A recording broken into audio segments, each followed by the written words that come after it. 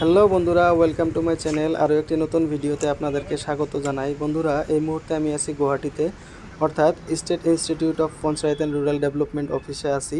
তো এখানে আসার মূল উদ্দেশ্য হলো আমাদের এখানে 3 ডেজ রেসিডেন্সিয়াল ট্রেনিং আছে, ইন্ডাকশন ট্রেনিং। তো সেই উদ্দেশ্যে আজ সকাল সকাল এখানে চলে আসি। আসার পরে জায়গাটি অনেক ভালো লাগে, তাই ভাবলাম যে জায়গাটির চারপাশটা একটু ভিডিও করে রাখি এবং আপনাদেরকেও দেখাই। আশা করি আপনাদেরকে অনেক ভালো লাগবে। তো বন্ধুরা, এই যে সামনে প্রবেশদ্বারটি দেখতে পেতেছেন, এই প্রবেশদ্বার দিয়ে আমরা ভিতরে প্রবেশ করব এবং এই ক্যাম্পাসের চারপাশটা আপনাদেরকে ঘুরে ঘুরে দেখানোর চেষ্টা করব।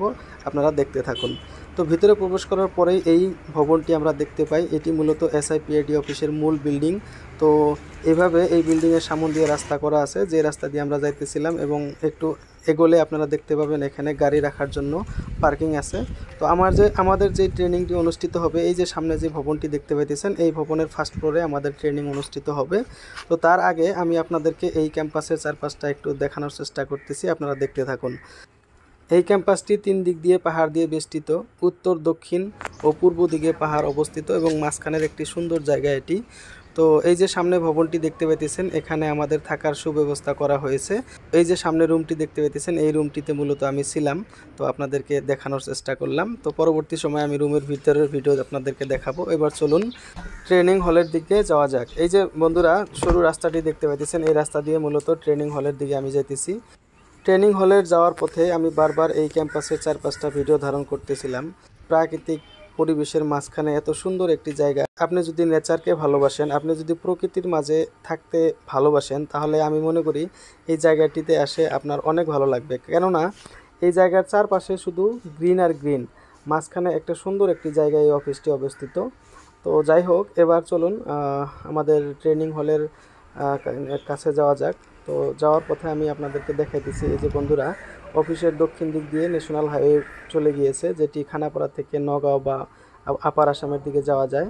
তো এখানে আমি আপনাদেরকে জুম করে করে দেখানোর চেষ্টা করতেছিলাম পাহাড়গুলি কত সুন্দর, এবং এই পাহাড়ের উপরে উপরে মানুষের বসবাস রয়েছে কিন্তু। তো গুয়াহাটিতে কোনো জায়গা আর খালি নাই, সব জায়গাতেই মানুষ দিয়ে ভরে গেছে। তো পাহাড়ের উপরে মানুষ থাকা আরম্ভ করে দিয়েছে। তো এই ছিল আমাদের এই SIPID ক্যাম্পাসের একটি ছোট্ট ভিডিও। তো এবার চলুন আপনাদেরকে রাতের কিছু দৃশ্য দেখাই। তো আমরা ট্রেনিং শেষে যখন রাতে খাবার খাই, খাবার খাওয়ার সময় আমি একটি ভিডিও ধারণ করতেছিলাম। এই যে সামনের রুম, এই রুমে আমি ছিলাম। তো এবার চলুন রুমের ভিতরের কিছু দৃশ্য আপনাদেরকে দেখাই। তো এখান দিয়ে আমাদের রুমটা ছিল ফার্স্ট ফ্লোরে। তো ফার্স্ট ফ্লোরে থাকার জন্য আমি সিঁড়ি দিয়ে উপরে উঠে আসি। উঠে আসার পরে এটা হলো আমাদের রুমের করিডোর। তো করিডোর দিয়ে আমি ছিলাম 103 নাম্বার রুমে। রুমের ভিতরে প্রবেশ করতেছি। তো এই হলো আমাদের রুম। তো এখানে আমরা 3 দিন থাকবো। এখানে 3 জনের থাকার ব্যবস্থা আছে। তো এই রুমে আমি ছিলাম। আমার পাশাপাশি ছিল গৌরীপুর ব্লকের ব্লক কোঅর্ডিনেটর সঞ্জিত রয় এবং জয়দীপ। তো আমরা 3 জন এই রুমে ছিলাম। তো রুমটি মোটামুটি অনেক ভালো ছিল, খুবই মানে পরিষ্কার পরিচ্ছন্ন একটি রুম। তো একজন ব্যাচেলরের জন্য যা যা প্রয়োজনীয় বস্তু, সব বস্তু এখানে ছিল। মোবাইল চার্জিং পোর্ট থেকে শুরু করে টিভি এবং এসিও ছিল। তো এবার চেক করতেছিলাম যে রানিং ওয়াটার ঠিকঠাক মতো চলতেছে কি না। তো সেটিও ঠিকঠাক ছিল। তো এর পাশাপাশি বাথরুমের ভিতরে গিজার ছিল। তো যদি আপনাদেরকে ঠান্ডা লাগে, তো গরম পানির ব্যবস্থাও এখানে আছে।